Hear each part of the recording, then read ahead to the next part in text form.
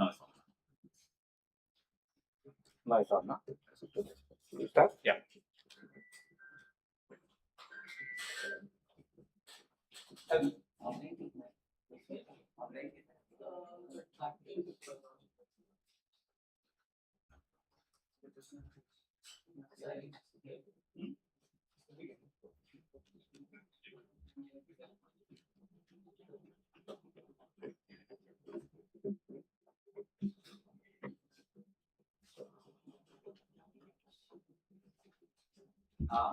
Good morning and namaskar to you all, and a warm welcome to all the audience, both who have joined us physically online, as physically, as well as those who are my colleagues from Indore, Bombay, and Kolkata, who have joined us through the online platform.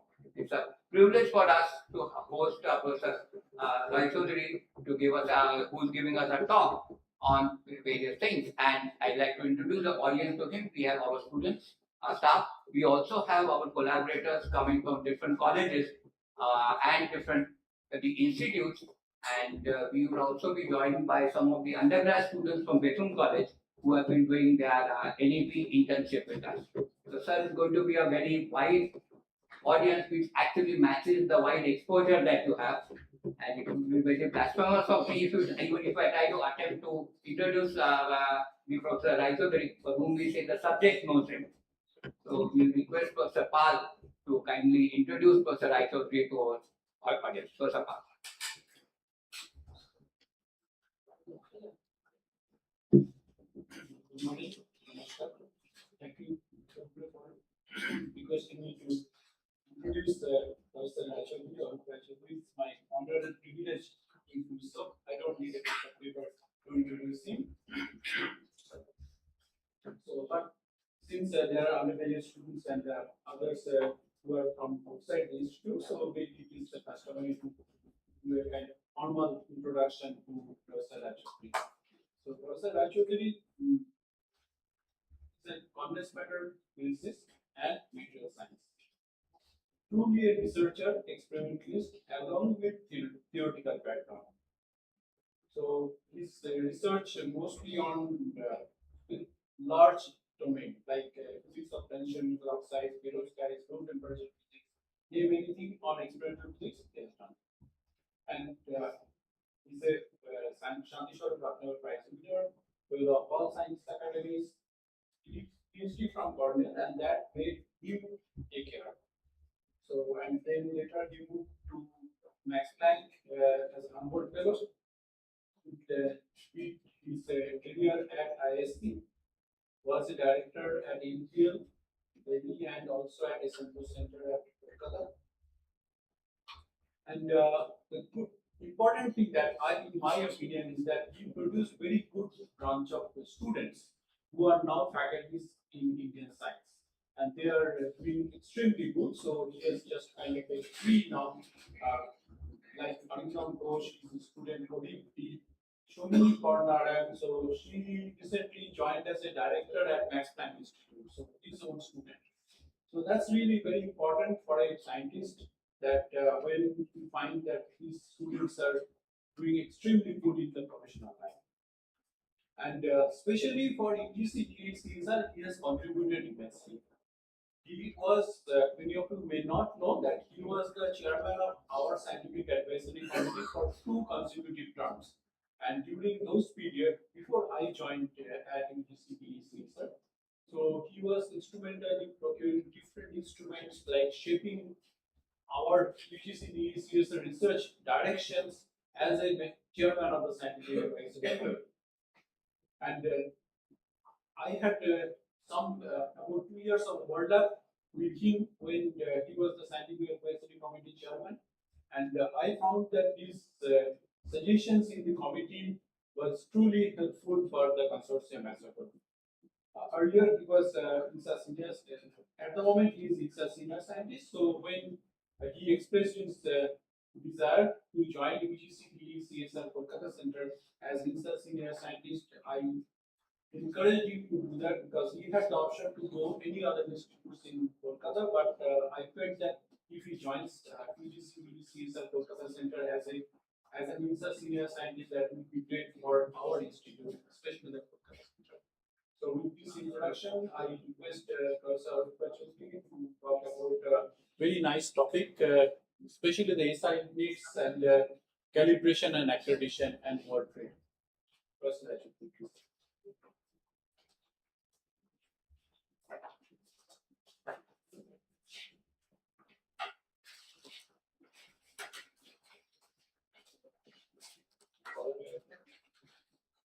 Yeah.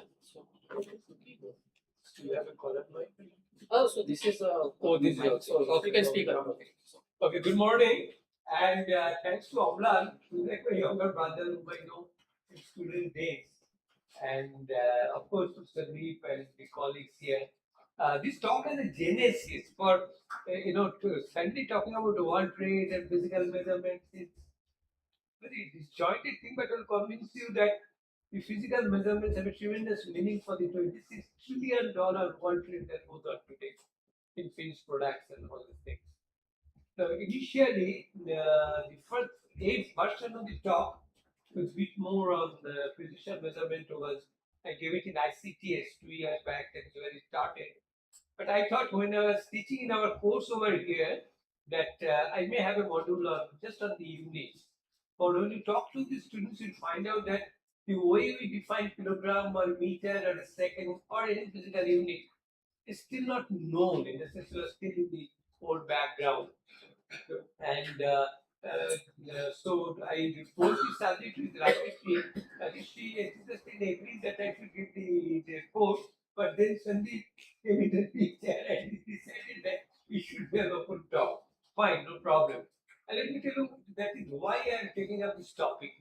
For when I was searching on the physics books, some of them have come up with a bit of a newer definition of say kilogram and all that. But the most of the textbooks are still defining kilogram in the old way, in a sense like if you allow me to speak in Bengali, when we are students, there was a Bengali book. I don't take the name. It's a very famous Bengali physics book. Almost all the students who did higher secondary at that time studied that book. It used to define kilogram like this. ইহা প্যারিসের উপকণ্ঠে গভীর মাটির তলায় লেখা একটি নলাকৃতি বস্তুর বিশেষ ধাতু থেকে তৈরি নলাকৃত বস্তু ওজন. We define a kilogram like that. You think it is almost James Bond going there and picking up the kilogram and coming up like this. But indeed, that is the way kilogram was defined. There's nothing wrong in that definition, but then everything changed. And that's why the revolution of 2018 came. And believe me, now kilogram is defined in terms of Planck constant. You start thinking, how come kilogram is related to Planck constant? But you don't go to the shop and say, Aruda, can I have 20 to the power minus 40 h by nu dot cc? Alu. No, you cannot do that. You think they have gone mad. So kilogram is still a kilogram to us, but nevertheless it has its own meaning. So that is why I just thought that we will discuss it. And let us start and see what I have to tell you. And I'm pretty sure that it may be interesting to you. So what I like to cover is just to show you that in all aspects of our lives, there's universal measurement. You like it or not, it's there.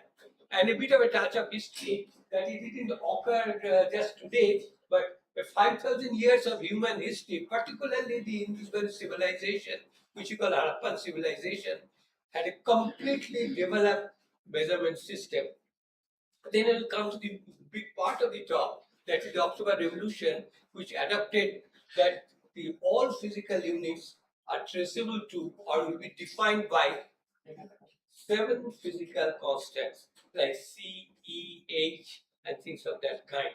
So that is the way we came. So now I'll also know that why we need precision measurement for world trade.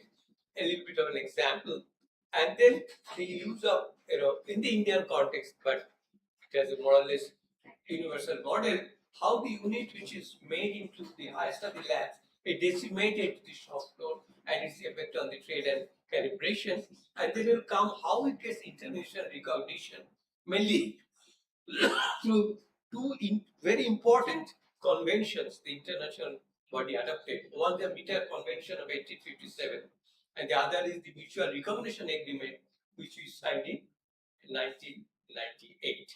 So these are the 2 important international treaty that makes our kilogram compatible to the kilogram anywhere in the world or any other unit. So let me start where I stand.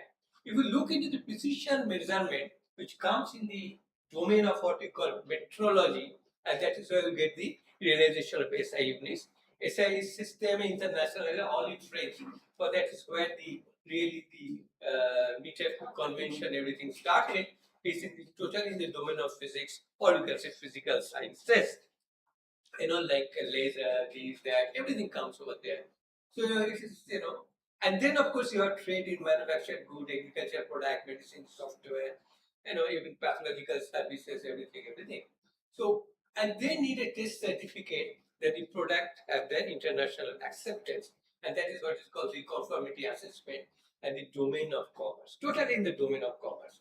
So is there a bridge between the two, that it go from something which is very pure physics to something which is completely the domain of commerce? So that is indeed a bridge, and that is what we try to appreciate today, and that is called the process of calibration accreditation, and it follows certain guidelines, international standards organization guideline, and that is what we try to do today. So let me start here, just very clearly that often the two terms, metrology and meteorology, confuse me. But let me tell you, metrology is the science of measurement. That is where we talk of units, measurements, and it has three parts: scientific, industrial, and legal. Scientific is what we do, say, National Physical Laboratory and places like that, where we do measurements and set up the unit and all that. Then there is a National Accreditation Board for Testing and Laboratories, which is the NABL, and where you really translate, have a method by which you can translate to the industrial spaces. And of course, there is a legal metrology. Many of you don't know, there is actually a thing called legal metrology, which is called Tol Mol Bhavan in Delhi. And there, like what you see in the marketplace, the kilogram and all that, can be tested, and people can be punished. But I have never seen anyone punished for having weighing. You go to a vegetable market, still they weigh with a stone. And you can ask, Dada, it's a 250 gram. I don't know why would you measure that stone from 250 gram, but that is the culture.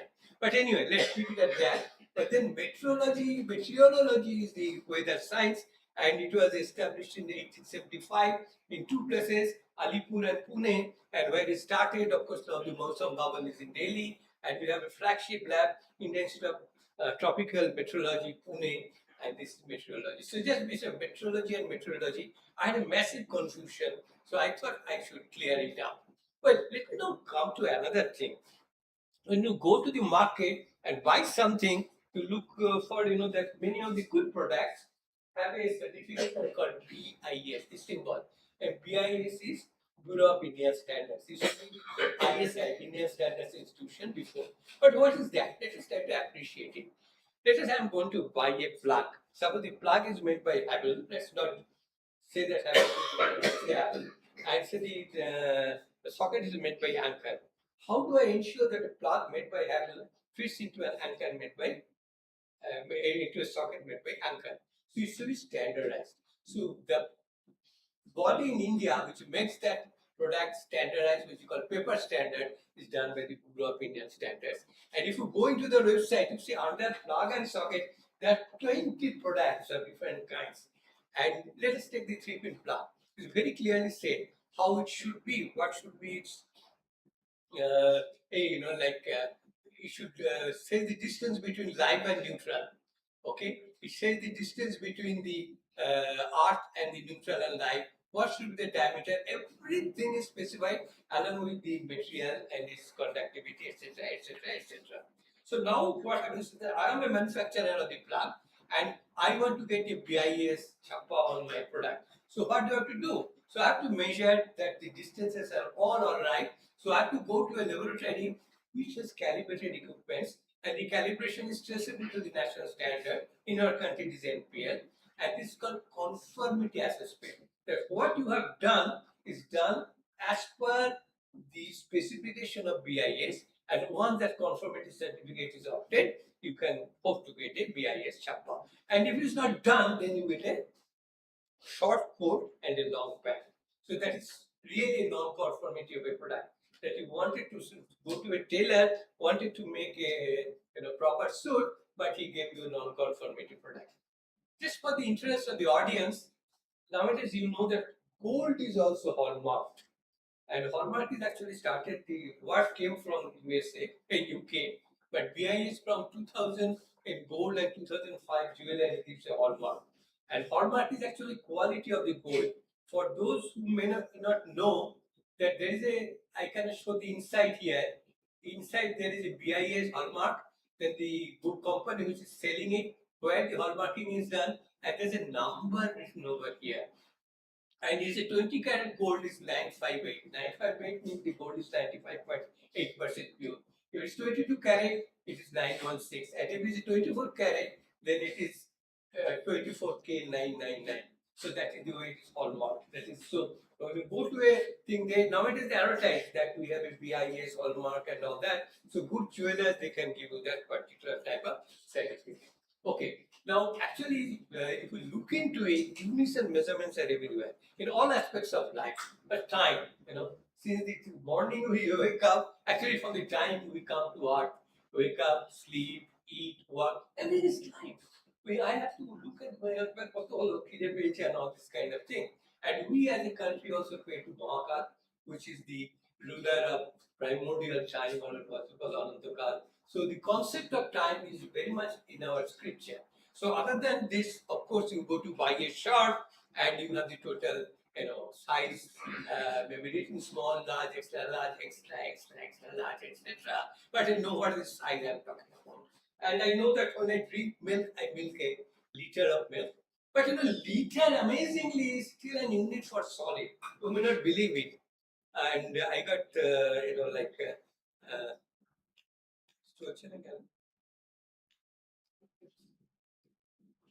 now it's come. You won't believe that in Bangalore, Moody is sold in liter. So what happens is that he has a liter can you put Moody into it and sell it to you. So the first time I went to Bangalore, I had a problem to understand how can Moody be measured in liter. But then of course you come to the market, you have the kilogram and all that. Any problem? It is. What's the question?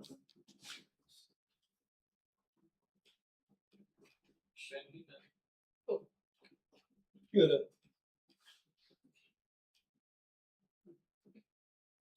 Go back a little bit. Keep the sensors there. Okay. I pointed there only. Okay, fine. But then, of course, vegetable vendor, you go buy a kilogram of this and that. And even in the matrimony market, there is a dimensional metrology. The groom is measured, the bride is measured, there is a minimum height that you should have, everything is measured. So the life has a lot of units into that. But then, if you walk on the streets and go in front of a big diagnostics lab, this is a big diagnostics lab in the area I live, like town. NABL is accredited. Below that would be 1.5 Tesla MRI, 6 Tesla scan, etc.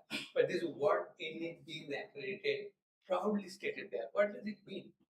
See, accreditation, what does that lab do? It gives me a certificate that my blood does so many bad things. Or your leg is broken and after X-ray they found that all your bones are gone, etc. But how do I know that the body which certifies the product or certificate or anything has done it correctly? And that is the process of accreditation. So it's verifying the certification body's competence. And in our country, NABL, National Accreditation Board of Laboratories, actually accreditates all labs, whether it's a pathological lab or a measurement lab or a calibration lab and everything. So that there you find your NABL accreditation there. Those are parts where in academics, you also know there is a accreditation we get in NAC accreditation. And in some of the universities, when they get A+, they flash it in the newspaper. We got A+, first time in human being or something like that. So what does that NAC do?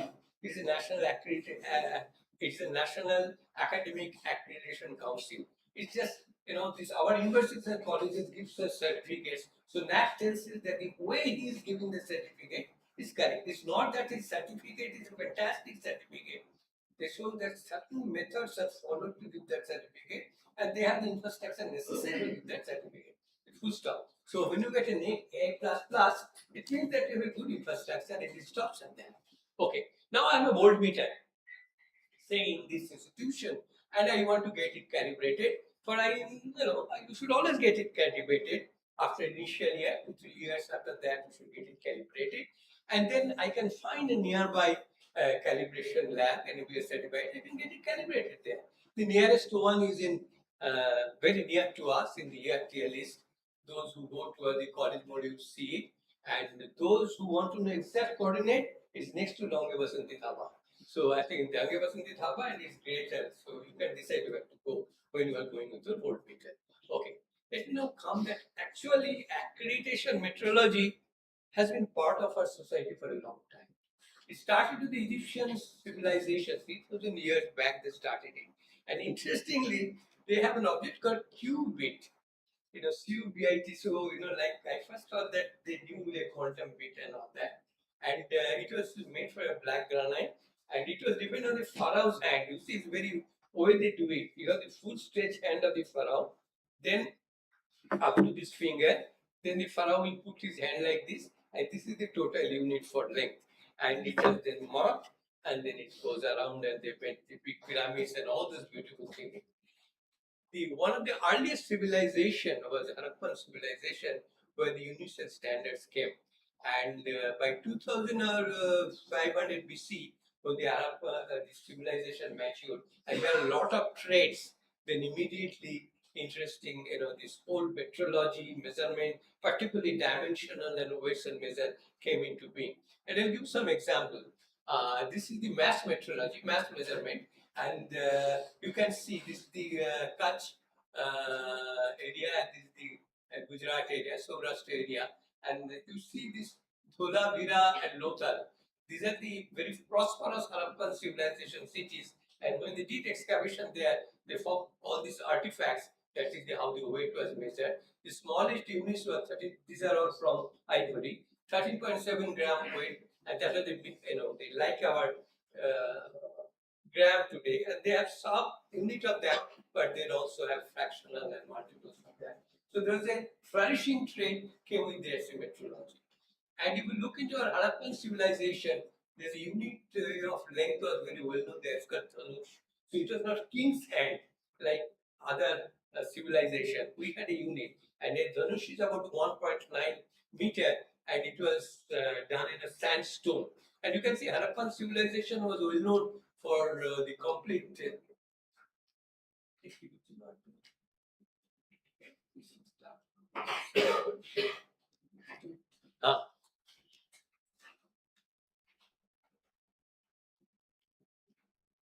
Okay, and the one thing that Harappan civilization did was definitely the bricks, and they standardized the bricks, and this is the size of the brick, and all other civilizations at that time took the standardized brick. It's very interesting, and of course, if you know, standard bricks nowadays is very similar to the Harappan brick, but of course, their sizes are somewhat different. So this whole history is there. That is the measurement and how it came, how they are standardized, and all that. But are we all using the same unit globally? No, but there are still some countries where they drink a pint of milk, buy a gallon of petrol, they drive a distance of a mile, and weigh themselves in pounds and measure their temperature in Fahrenheit.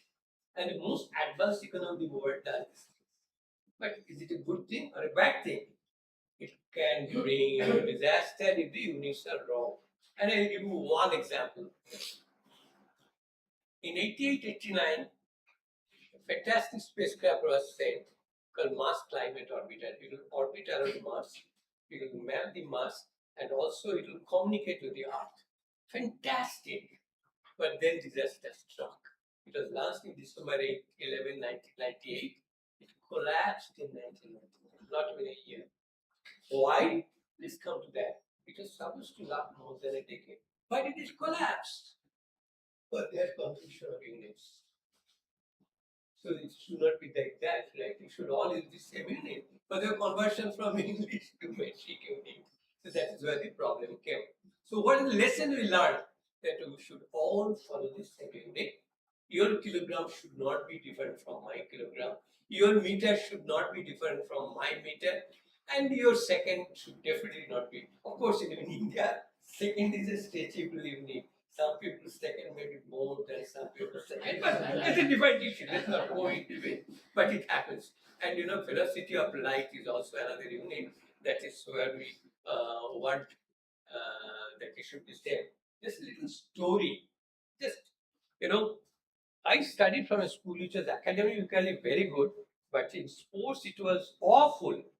So, like if we lose to a school by less than a dozen of goals in a football, we used to celebrate for we lost by less than a dozen of goals. So one day a school match was going on to one nearby school. So our goalkeeper was always jumping after the ball crossed him. So obviously we were getting the goal in. So the drill teacher was very unhappy. He was just cursing and standing there. And all that. Then all of our classmates, he went and told the teacher, sir, okay, those when now our velocity of light are calm. Our teacher didn't stop there. But the student was safe. But then we realized that velocity of light can be a factor. It's different for different people who can have very different thoughts. Anyway, but let me now come to what we all should, but it came into being. Then the Meter Convention of 1875. And this is another time France, if you look in the political history, was having its third democratic things and all that. And they decided that we should use the metric unit all world. And in 1875, Paris made it this sign. For the 17 countries initially signed, but then it expanded. And they created a fantastic organization called BIPM, which is, the keeper of the all the units in the whole world, and they actually conduct most advanced experiments. And they also keep that Paris, and BIPM is located in Paris Europe, and they do have a vault in which the standard kilogram of iridium platinum is kept. So what that Bengali book is Paris Europe Matit Kavita is factually correct, but it was stated in a way that it shouldn't have been stated. And they also give us the universal coordinated time. Nowadays we don't use the word GMT, Greenwich Mean Time, we use UTC. So what they do at touching. So this is where it starts now. And now this Meter Convention has 67 member states, 37 associate member states. But interestingly, not all the countries in the world are a part of it. Okay. Now let us see, they also publish a fantastic journal, scientific journal called Metrologia. That's the best journal in terms of precision measurements. Okay, now let me come to this part and first talk about the precision measurements, how the units are realized. Then let us come to the October Revolution 2018. And you know that what happened in the 1917 October Revolution, the Tsarist system was over and the Soviet system came into being. So in the October Revolution of 2018, the old artifact-based measurement unit was abandoned and things based on physical constants came into being. So let's see what happened. This is the famous standard kilogram. It is called the International Prototype of Kilogram IPK. It was made in 1897, and it is still, IPK has its own place. And there's a meter bar on which there are two marks which actually tell us what is the meter. Now, but what happened is that the decision that is taken that we should not have these things, and then we should have a physical based system. So how does the system looks like now? There are 7 basic units. What are they? Kilogram, mass, meter. Okay. Now,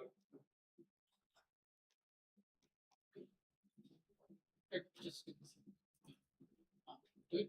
No, go back. You have to go back and want the pointer to work on. Now it's working.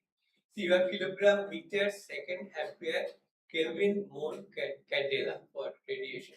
These are the 7 basic units, and they are related to the 7 physical constants. So, velocity of light, this is the hyperfast transition of cesium for time, Planck constant, and Avogadro constant, candela, and Boltzmann constant, electric charge. Every other unit comes from that. So let us look into it. What are the values that have been attempted? So the values of H is now fixed at this. I can see these are not These are actually measured value for years of measurement. Now, you see that they have no uncertainty. Why? But if the starting point you have uncertainty, then you exactly don't know when you are converting into some calibration, how the uncertainty will come. So you decided that this is the value, there is no uncertainty. But now you have a very good researcher who said, I'll improve it. So only way you can improve it, that you can add one more digit after 5. And then you said that E has been fixed. See the number of digits, 9 digits after the decimal. So if you are a good researcher, say, I do a fantastic measurement of E. Boy, you have only one place left. You can only add it 10 digits. So you can imagine. So now what happens is that when this, before the revolution came in 2018, a committee was set up for the core data, which looked into all the fundamental constants, how they are measured, what the values will be. It was set up, and it is available in Methodology. It's a very worth reading. It's a 4-5 page article, but how these constants were determined and what the value taken and all that. And it's a fantastic piece of document for the human history. So let's now see that what are the other units. Suppose there are other units, they are all derived units, like Newton. Newton, we know that it has kilogram meter per second. Pascal is Newton per square meter, so divided by meter square, it minus 1. Joule is kilogram meter square minus 2, for it is energy, mass into velocity square. And what is per unit time? So one more time in the decimeter, and Coulomb is where the only electrical constant we know fundamental comes in the ampere. Now look into something. Look into the electrical units. Only quantity there is ampere. And they have only kilogram mass second. Kilogram mass second. There is nothing. And you see that how can it happen? Actually, there's nothing wrong in that. But everything really comes from power. If you look into what is kilogram meter square second to the power of minus 3. Now, if volt into ampere is power, right? So then immediately if I take the ampere in the denominator, I get a volt. And Tesla, how is Tesla defined? Tesla is defined as is a uniform magnetic field which on a 1 meter wire carrying a current of 1 ampere produces 1 Newton. So I can translate that. So I have 1 Newton, so I have a Newton over here, I bring the Newton over here, and this Newton I then divided it by the length meter, I immediately get per unit current I get over here. So immediately I can convert everything into these fundamental units. And Weber we know is divided by a meter square. And our ohm? Ohm is same. I square R is watt. So I take the watt and divide it by ampere square.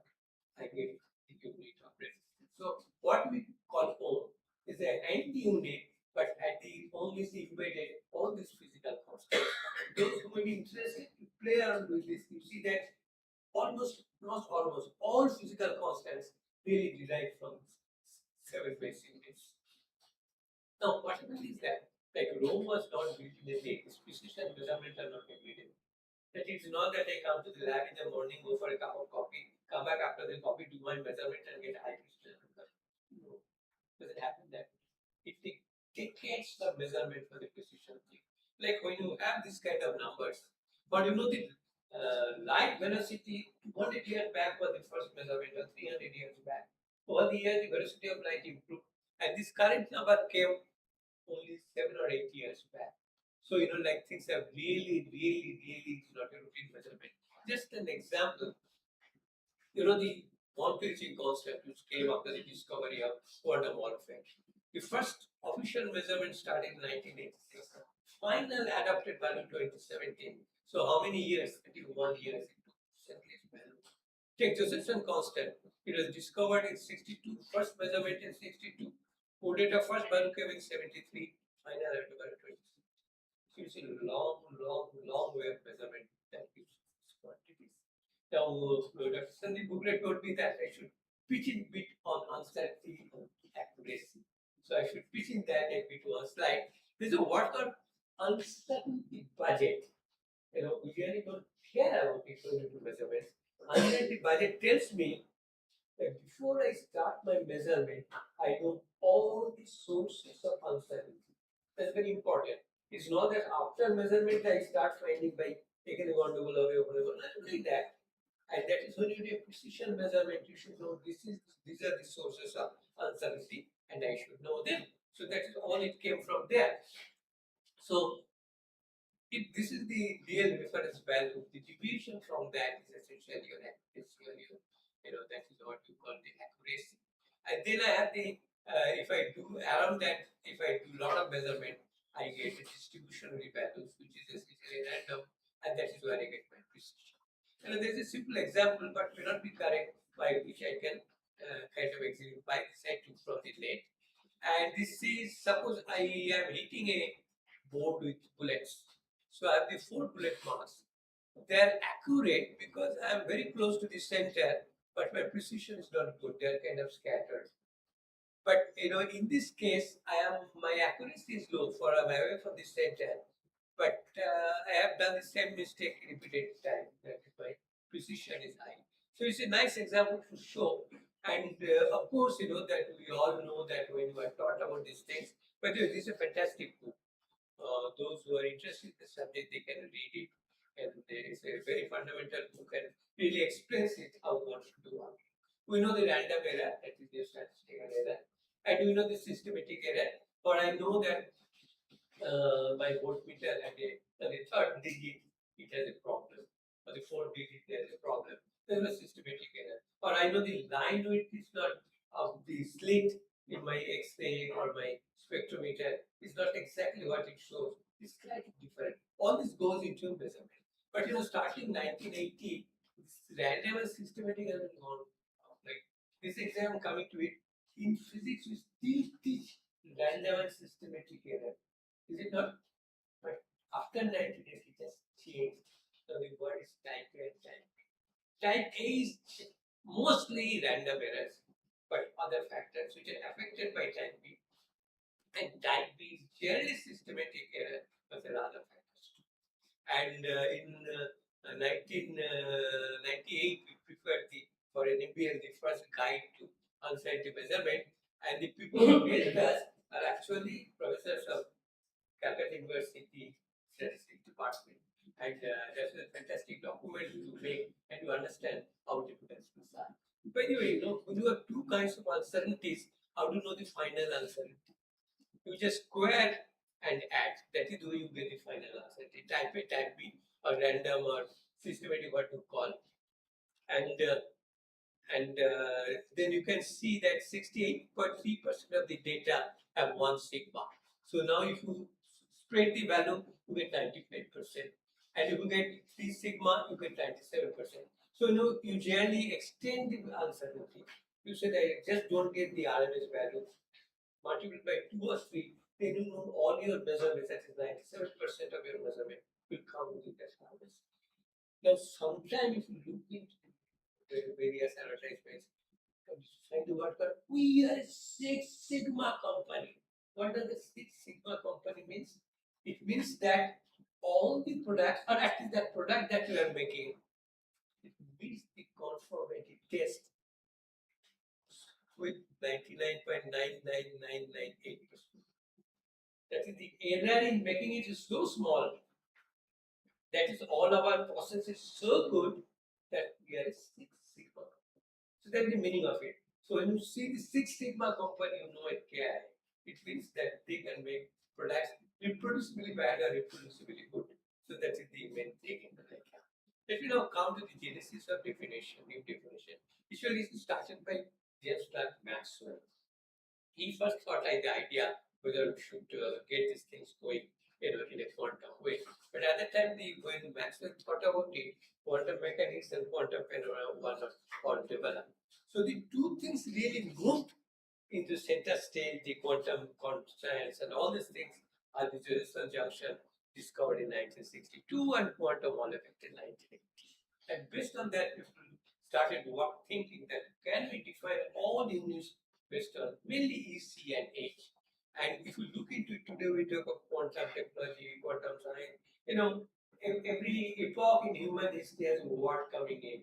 10 years back, we say quantum care. Now quantum is anything. Everything has to be quantum. Like someone was come with a quantum menu. Someone has come with a quantum vehicle or something quantum has to be there. But honestly, the science of metrology embedded quantum long time before any other subject really embedded. So come that what is the main driver of precision measurement? Of course, units. But definitely, as a physicist, I say that the better understanding of physical laws is at the heart of precision measurement. Now, one thing is that this is the Coulomb potential 1 by r, and this gives me the 1 by r square force. But if you look into it, there is actually one factor we don't care about. What we don't care about it, and this is the Yoka kind of potential, where lambda c is the Compton A of a photon. Photon, is the field particle for thing. So, but how much is the mass of photon? Now, there is an upper limit of photon mass, and that is 10 to the minus 18 eV per square, or minus 53 to minus 52 gram. So, if you put this number over here, this essentially is 0. So, e to the power 0 is 1. So, I'm very close to 1 by r. So, if I find a deviation of 1 by r in the potential, or 1 by r square in the inverse square law, I need to know what it means is that photon has a mass. So, I think maybe 100 years from now, someone will come and fix the mass of photon. This is nothing called zero in physics. There is nothing called stationary in physics. Either the gradient is up or gradient is down. So it may be small, but precision measurement find that small quantity. Okay, but my question is that another mover of precision measurement and why so much money has been spent is actually the world trade, which is at this moment at $26+ trillion. It's a huge amount of money. I cannot imagine what is trillion, but that is what it is. And this is where the job comes, what is BIPM, and which are essentially which we call the National Meteorology Lab, like NPL, that is which confers this fantastic physical industry. Now, coming to UTC, which is Step-less Universal Coordinate, French word, UTC, you find it everywhere. You start your mobile, you find UTC. And why the UTC concept came? But actually, Earth is slowing down. 100 years, 1.7 milliseconds, very large in the lung of Earth. You need to see this slowing down. But in the, if you take a long time scale, it is slowing down. So then it said that we should adjust the time world over. So there is the UTC concept came. So it's like an orchestra. Every day, BIPM take the time signal from all their country. Some of the country have advanced clocks and all that, but they have to send it to BIPM. BIPM then find the correct average time, sends it back. So that is the way the UTC came. And okay, now let me come to the relativity. So the definition of the second. So one thing I tell you, time is best defined by anything which is possible. The period of that object, whether it is a pendulum or whether it is a thing, that is where it comes. At present, second is defined by the hyperfine transition of a cesium-133, and this is at 9.192 gigahertz, and this is the way I define this second. So it's fine definition, no problem, but let's look back. The original definitions really came from the length of the day, mean solar second. It is 186,403 per day. Then people said that we should make it more accurate, so they took 1900 as the tropical year, from which the of that solar year, is a huge number. Someone that will take, but from 1967 onward, time is being defined by the atomic clock. It became commercially available, and since 1999, we have the laser-cooled atomic clocks, cesium fountain, which has correct 1 part in 10 to the power 15. Right? The latest clock, the second is defined correctly to about 10 to the power 15 years.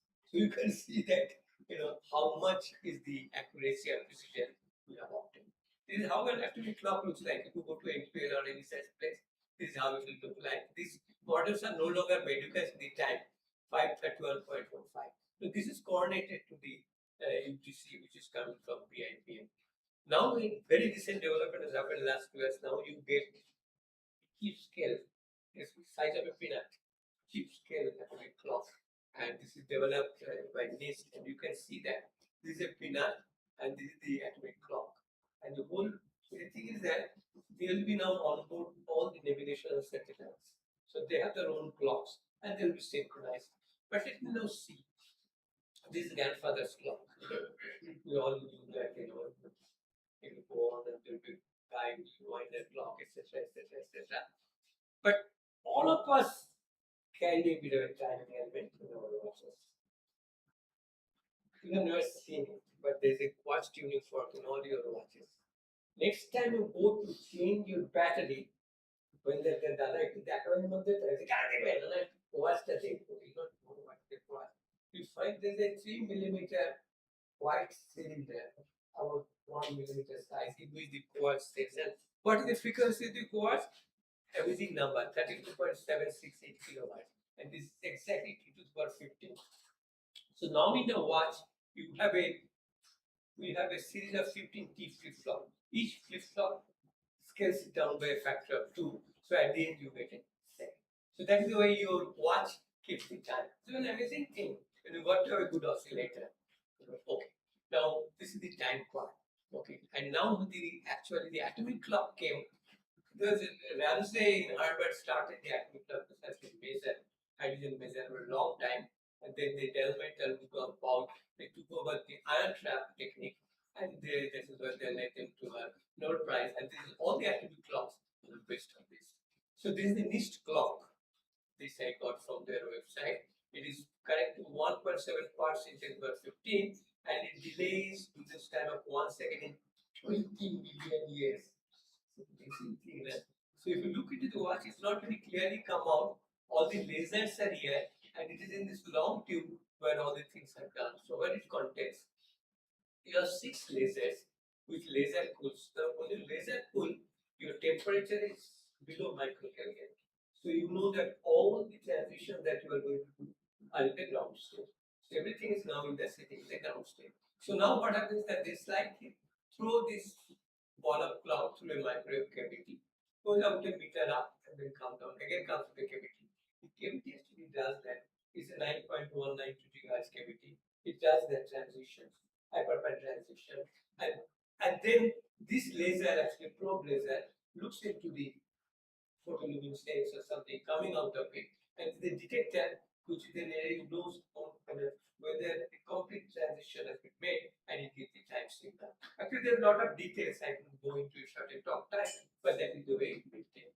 Okay. Now let me come to meter. Meter is defined very nicely. That is time duration of light which can travel in a duration of so much second.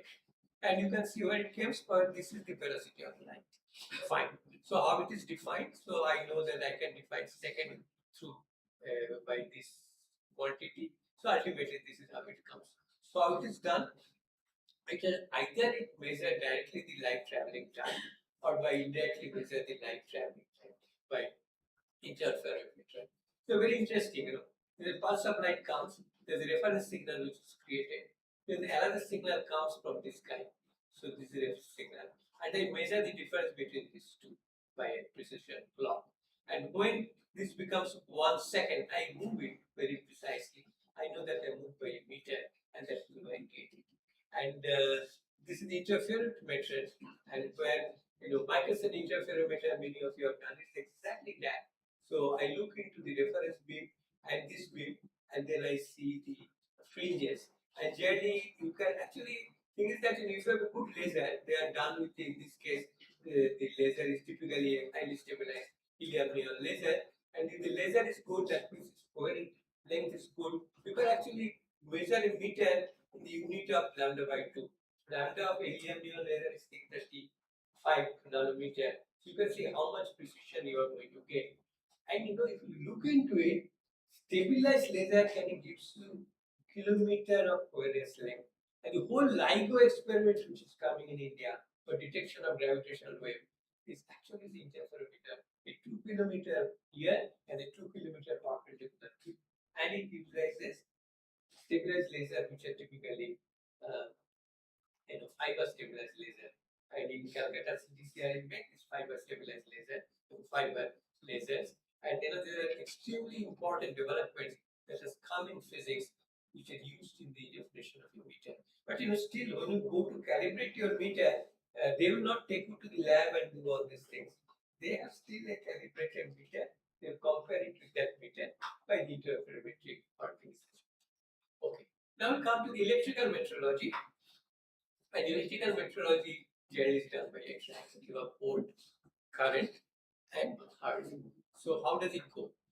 Ampere I define in terms of electronic charge into hertz. This I can get from my time signal, and then if I have some device by which I can count how many electrons are gone, and that is what is now it does in single electron devices, I can get an ampere out. Then with the ampere, if I have a calibrated resistance which is calibrated against the Kolkata standard, I can get a voltage. I can also get a voltage from the Planck Constant by calculating. So nowadays you can actually buy chips and show them how the chips really look like, and this you can directly generate a voltage standard. Similarly, this is the quarter wall standard, and you can generate a volt. So once these three units have been current, voltage, and ampere are generated, the all electrical voltage is at low. Now, really, these started the first one of the and all of us know really the Raychaudhuri experiment. Actually, we didn't measure he didn't detect one electron. What he did is that he said that the minimum separation between two charged oil droplets is so much. So then it was interpreted at the end, this is the measurement of the quantization. So then things started moving, but charge quantization was not seen till new millennium, when the really making of micro devices or nano devices came into being. And this is single electron device. I'll go up to the length of the graph.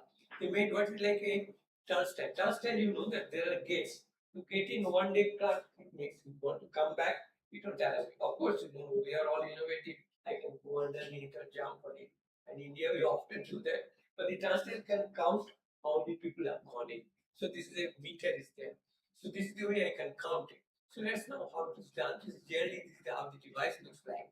This is the active part where the two source and drain, and this is a gate by which they can create a particle of electron over here. And the particle of electron, the capacitance is so small, you get capacitance that E square by CT is actually quite large compared to temperature. Generally they use temperature in the 1 Kelvin or below, but if the square by CT is much larger than the temperature, you need a voltage to push it through the device, and one electron gets pushed through the device. So these are called the single electron transistors, and that is what is used to measure first one electron, and then in time it, how many the timer through current standard and you get it. But the thing really moved the whole quantum physics to metrology. One is the Josephson junction, other is the quantum origin. Actually, if we look into it, we knew about this quantity alpha. What is alpha? Fantastic. It was known for a long time. And the paper of quantum Hall effect didn't say that we are measuring age. He said it's a new method to measure the Einstein constant. Okay. Now, if we look into it, and there's a very nice article by this gentleman. Okay. And now this is the three quantities which really come out from these experiments, and they actually decide almost all the except mole depends on these three constants. So their measurement become very important. You have unit of charge, whether of H and D, which will come from the fantastic experiments. Now let us see. After Josephson's discovery, Shapiro in Bell Lab had a fantastic paper. He said, I take the IP characteristic of a Josephson junction and irradiated that with microwave, then I get steps in the voltage. So that becomes the real definition of a voltage. And the modern chips are available. Like this is the German equivalent of NPL, physically technically shaped in the cells in Braunschweig. They now sell the chips. It's an erbium superconductors on both sides and L2O3 insulator. And they have nearly 70,000 junctions. This is microfabricated, and this gives you a 10 volt step. So when you irradiate it with 70.7 gigahertz, you can see how sharp the see it is 10 point something and up to fourth or fifth decibel plus is the accuracy of the 10 volt. So that is the way now the voltage is defined. But again, if you take your voltmeter to NPL or something to calibrate, will they connect it to this guy? No. What they do is that they still use Western cell, marketing cadmium Western cell, or a xenon diaphragm, very highly stabilized. That's the voltage standard. So they calibrate this against the resistor junction standard, and then this is decimated. So nowadays actually you can buy for your lab. Fluke is a company, right? Fluke sells these standards. They're slightly costly, but they're good, and you can calibrate them against NPL or someplace and have it in your lab to see that your voltmeter is good. And then the other is of course the quantum Hall effect, the integer quantum Hall effect. And this is a gallium arsenide based chip. And you can see this gives you the Hall voltage, this gives the linear voltage. And you can see what you get in quantum Hall effect. You get the quantized size of the Hall voltage, RH. And these are the step number. So generally, if you are within 12 Tesla or so, you get I equal to 2, you have to go to 15 Tesla, you get I equal to 1. And nowadays, and I know the value of R. The value of R is so many ohm. So it's essentially 25, a bit more than 25 kilo ohm. So what is that nowadays also you can get a chip, which is the quantum Hall chip you can buy from any of the standard labs, and you can have your and you have to of course cool down to at least 0.3 Kelvin and have a 12 Tesla magnet, and you can have your voltage standards, resistance standard setup. Okay, now we come to the word, the definition of kilogram. Actually, the whole thing was held up for definition of kilogram. How kilogram can be connected? So the brilliant thing that kilograms are connected. And so I call it a mass final frontier. But essentially, it's the definition of mass, definition of kilogram in terms of standard constant like H that really held up this revolution. Once it was done, it was done. So this was the thing that we have to replace. Now India has copy number 57, and we get to calibrate against the BIP everything, periodically and all that. And this is the 1 year standard kilogram. So what happens is that why people wanted to replace it? Main problem is that when they compared measurement done in different labs over hundreds of years, they found an inconsistency coming. And how big is the inconsistency? In the range of 70 microgram over a period of a century. So now is it a big? Yes, 70 microgram for 1 kilogram is a big number, and I will tell you why it is a big number. So they wanted to remove that. This can we get to a standard based thing. So this is I skipping. So two methods were adopted at that time: Kibble balance, and one is called the Avogadro's project, where highly silicon is one material which human being knows how to make it almost defect-free. So a cylinder of silicon which is 8 centimeter and was made, and that is about 1 kilogram. So that's called the Avogadro project, and the Kibble balance came. The Kibble balance was what balance? I'll show you. It is in the name of the discoverer Kibble. So now how kilogram was defined?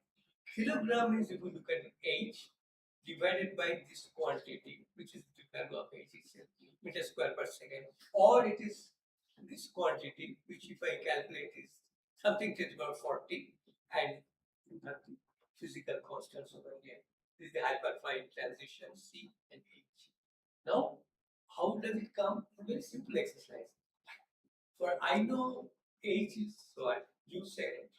It is a kilogram embedded into it. For Joule is kilogram meter per second square per second. So it is kilogram meter square per second. I know the definition of meter square. I know this is definition of second. Just comes out. So in terms of playing around with units, perfectly alright. I know how kilogram is related to H.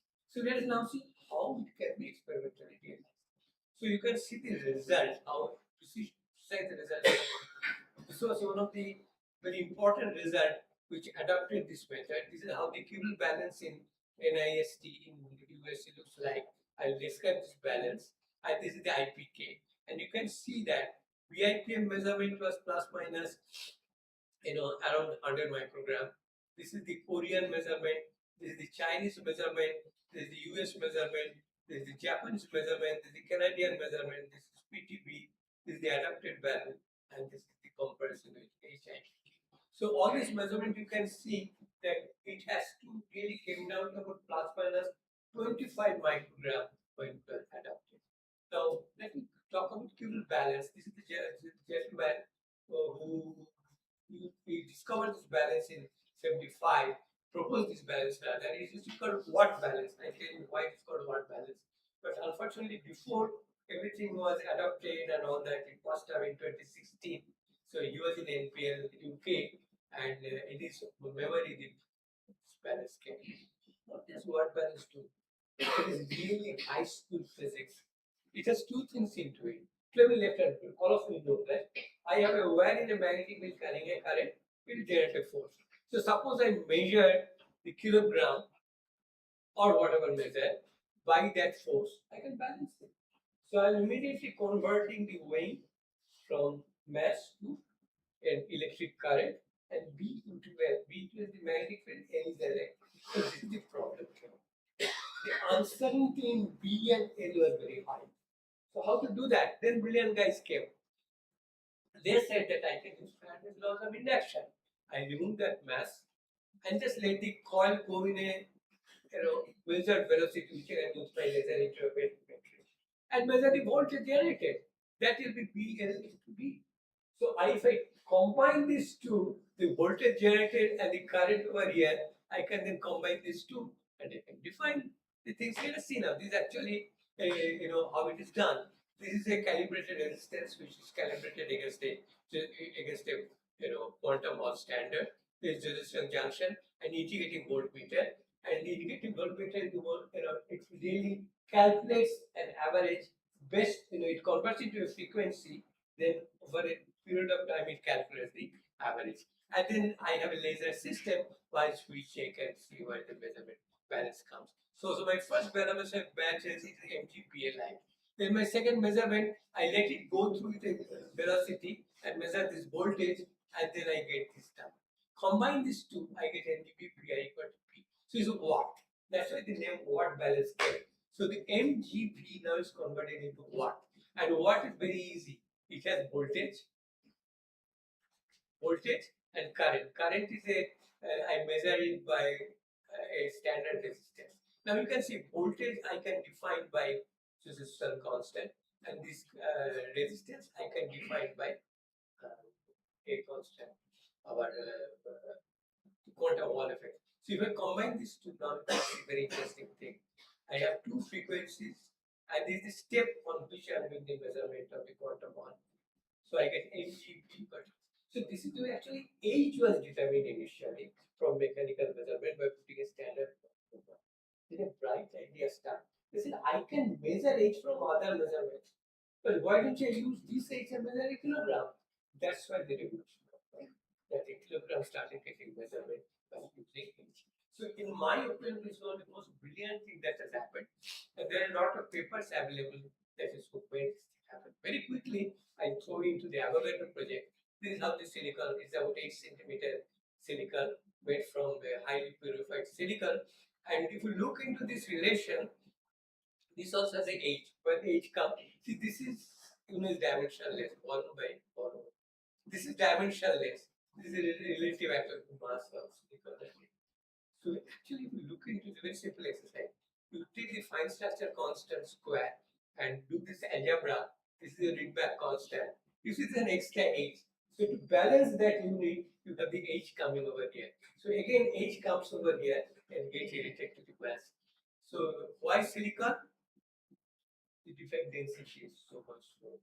So it's an art to make it. It is not very easy that I get a hunk of silicon and sit and make a no. It takes years to make it, and they made some 70 or 80 test pieces, and 2 or 3 pieces ultimately go into the test. Okay. Now, why do I need the last part I coming in? Why do I need the precision measurements?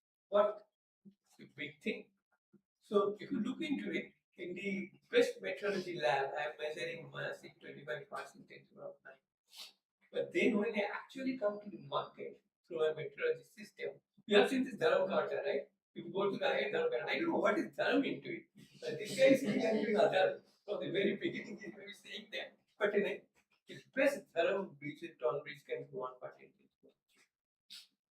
And is there a good thing or bad thing? You look into it. What is this 1% error? Country produces 320 million tons of food. Rice is produced 150 million ton rice. Wholesale price of rice, the ordinary rice is 40,000 per ton, whereas basmati goes to 70,000 per ton. Now, just simple calculation. If you have 1 million ton and I have 1 part in 10 to the 3 error, then 1,000 ton is my error, and converted price is 45,000 error.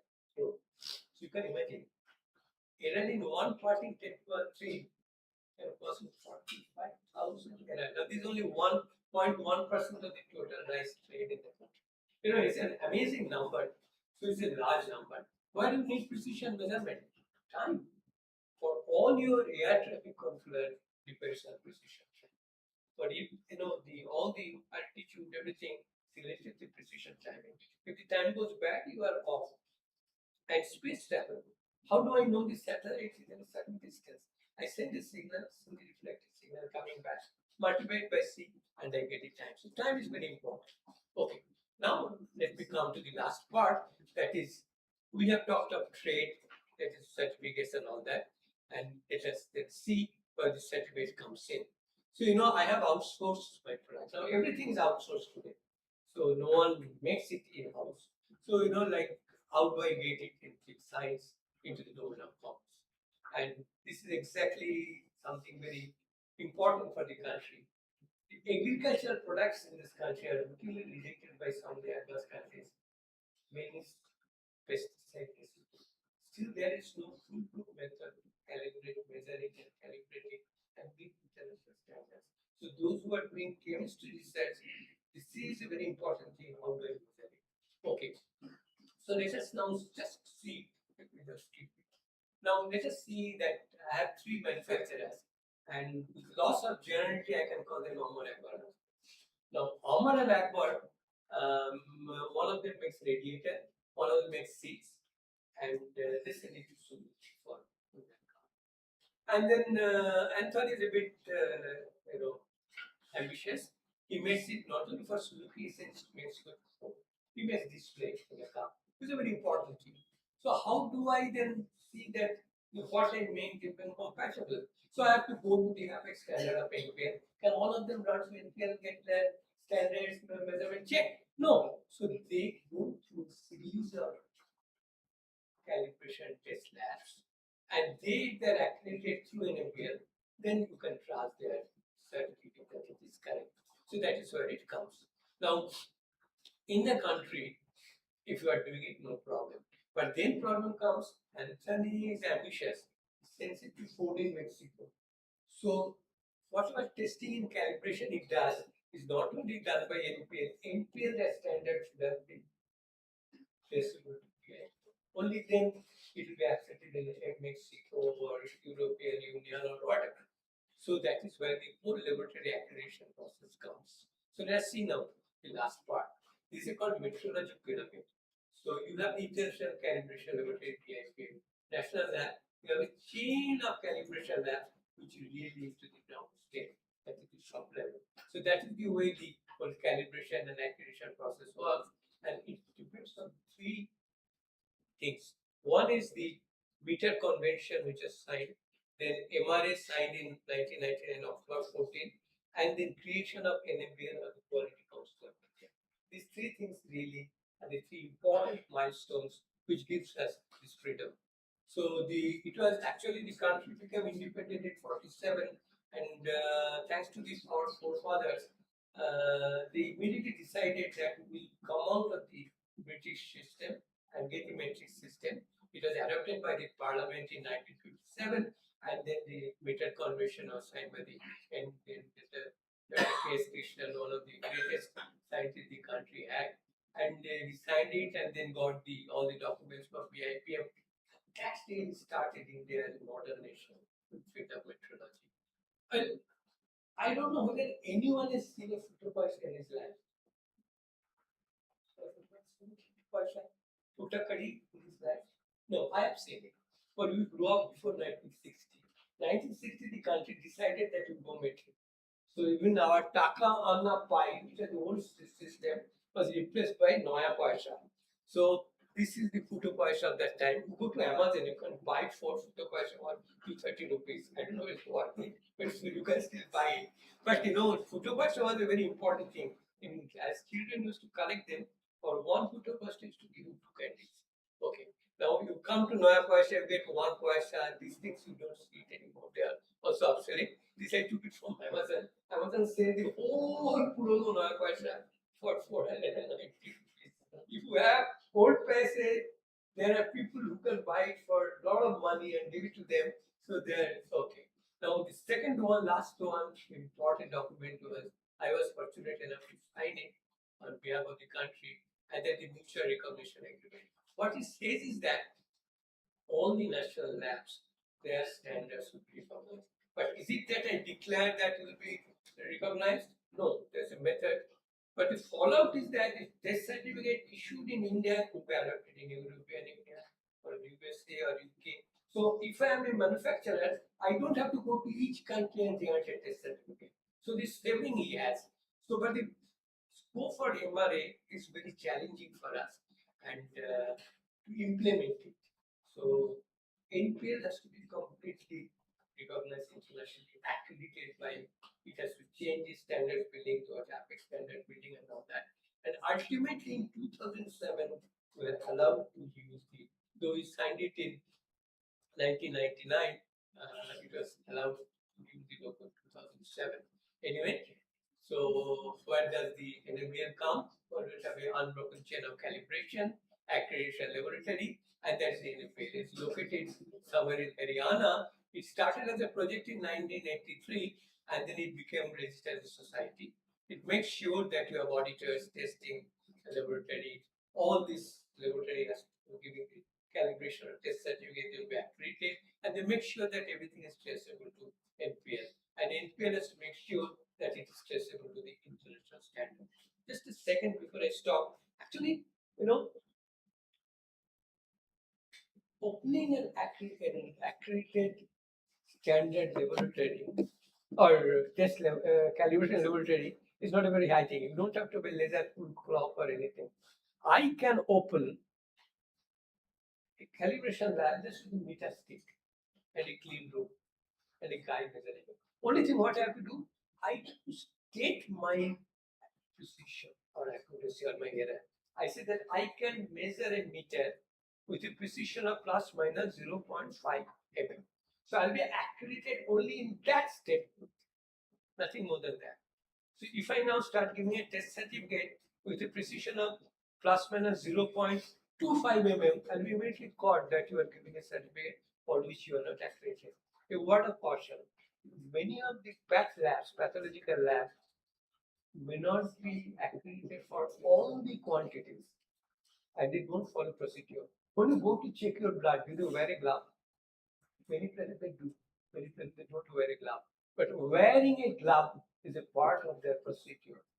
So once I told, I go every 3 months to check my blood.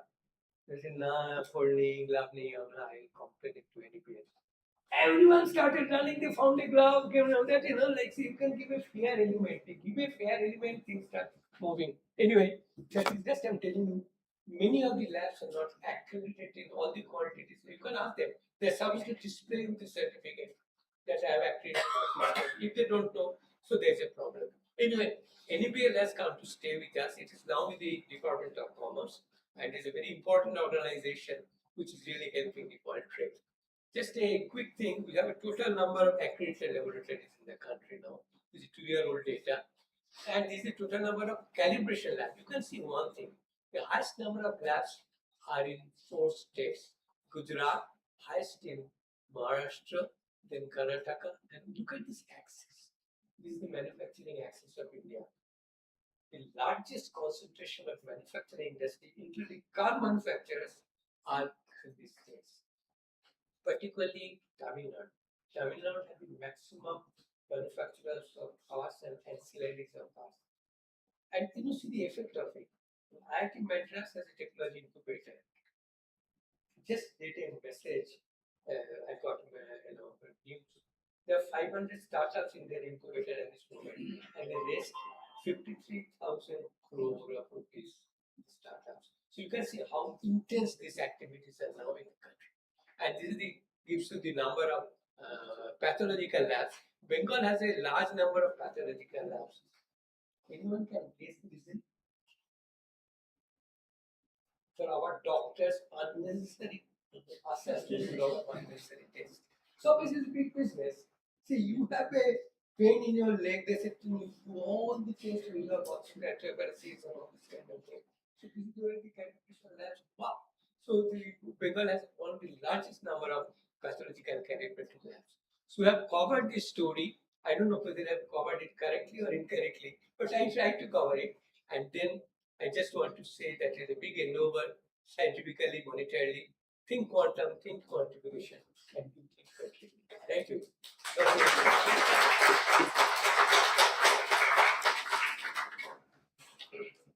Story. I don't know whether I have covered it correctly or incorrectly, but I tried to cover it. There's one comment in I the just chat want box. to say that it is a big endeavor, scientifically, monetarily.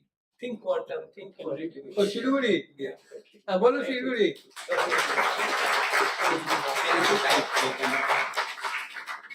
Can you see the question? Any Yes, yes, story? yes. I don't know whether No, I cannot comment that, but one thing is that One the mass of comment in the progress is chat very box. important. So Like I over scientifically, monetarily, or they are very important. Oh, Shiruguri. They are very important. Bolo Shiruguri. Not only for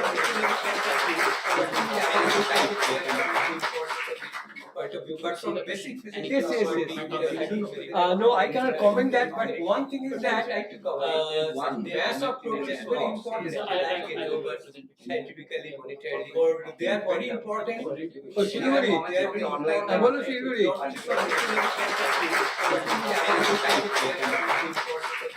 point of view, but from basic physics. Yes, yes, yes. I don't know. No, I cannot comment that, but one thing is that the mass of progress is very important. Like over scientifically, monetarily, or they are very important. Oh, Shiruguri. They are very important. Bolo Shiruguri.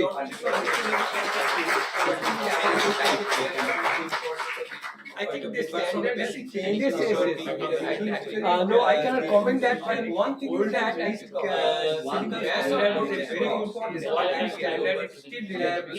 Only thing that they may upgrade their primary standard. Oh, Shiruguri. Bolo Shiruguri.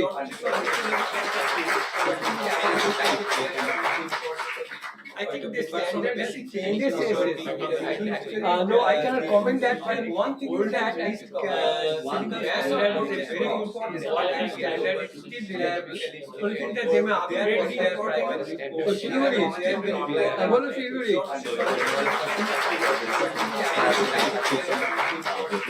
I think this standard basic change. Yes, yes, yes. No, I cannot comment that, but one thing is that the mass of Around 20 years back is what is talked about Dennis Wilkinson from Oxford. they may upgrade their primary standard. Oh, Shiruguri. As we talk about how we hear the channel, and he spoke about physical and said that certain changes are engaged in secondary school No, I cannot comment that, make us but non-existent. So this precision measurement around 20 years back is what is talked about Dennis Wilkinson from Oxford. They may upgrade their primary standard. Oh, Shiruguri. As we talk about how we hear the channel, and he spoke about physical and said that certain changes are engaged in secondary school No, I cannot comment that, make us but non-existent. So this precision measurement around 20 years back is what is talked about Dennis Wilkinson from Oxford. They may upgrade their primary standard. Said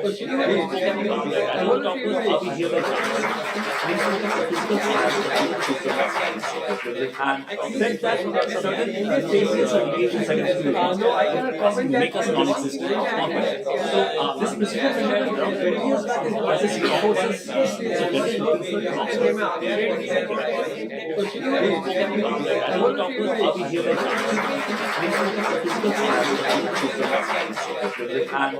that certain changes are made in secondary school. No, I cannot comment that. Make us non-existent. So this principle we had around 20 years back is what is courses. Said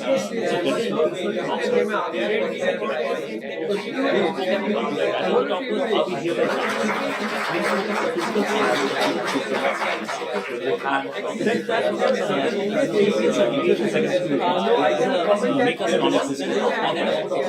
This principle we had around 20 years back is what is Said that changes are made in secondary school. No, I cannot comment that. Make us non-existent. This principle we had around 20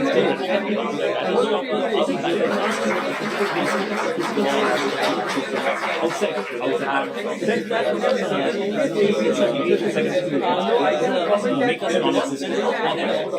This principle we had around 20 years back Said that changes are made in secondary school. No, I cannot comment that. Make us non-existent. This principle we had around 20 years back Said that changes are made in secondary school. No, I cannot comment that. Make us non-existent. This principle we had around 20 years back Said that changes are made in secondary school. No, I cannot comment that. Make us non-existent. This principle we had around 20 years back Said that changes are made in secondary school. No, I cannot comment that. Make us non-existent. This principle we had around 20 years back Said that changes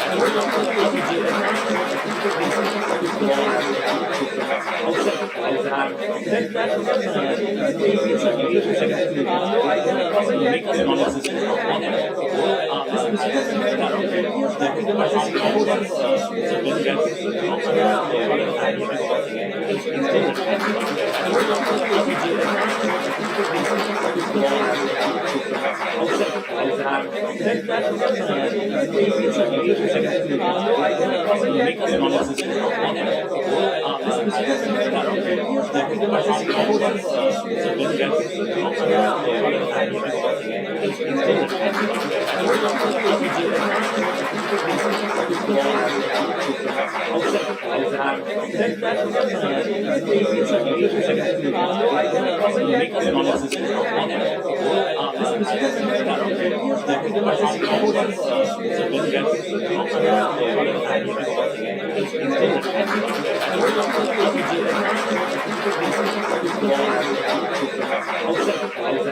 Said that changes are made in secondary school. No, I cannot comment that. Make us non-existent. This principle we had around